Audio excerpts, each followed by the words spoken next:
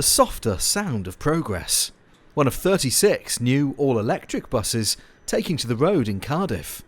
They first went out on the road in mid-December, and the balance of the buses will be arriving by the end of January, and then we'll have 36 buses on the same routes that traditional diesel buses were. The range of these buses are significant. They will do the routes without any problem whatsoever. And that's a significant number of buses, but still about 3/4 of your fleet are running on diesel. What's next? Yeah, well, this is obviously a big step. So we're near on 24% of our fleet now electric. I think the future is electric for the company, and we've got to secure further investment. Hopefully patronage will improve post-pandemic. Well, you really do notice when riding on one of these that it's a much smoother and quieter experience, but the real benefits are expected to be in those for the environment compared to a traditional polluting diesel bus. It's getting more and more polluted every day with all the cars and traffic on the road, so this is a fantastic idea, especially in the cities. It's good for the environment and everything.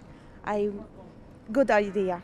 Definitely needs to be done, so every little helps, so it's good to see Cardiff joining in. In Newport, they've been running since 2020. Like Cardiff, part funded by a UK government scheme. Operators say they'll need more support to help meet Welsh Government targets.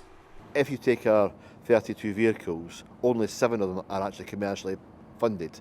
The rest came from DFT ULEB funding.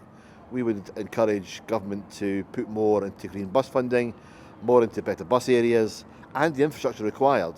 The Welsh Government says change will come as part of a much bigger reform of how bus services are run. At the moment, we have a very fragmented system as a legacy of privatisation, which makes it hard to coordinate bits. So we've got to get that right. We've got to get more investment in. That's one of the reasons why we're reviewing road schemes, is to release more investment into providing people with an alternative to the car. Is it a question of getting the legislation sorted first before actually there's a clear plan, there's clear funding to help operators bring this in? We've got to do these things in parallel. So absolutely changing the law to make the system regulated is a key part of the reform programme. Change is already happening.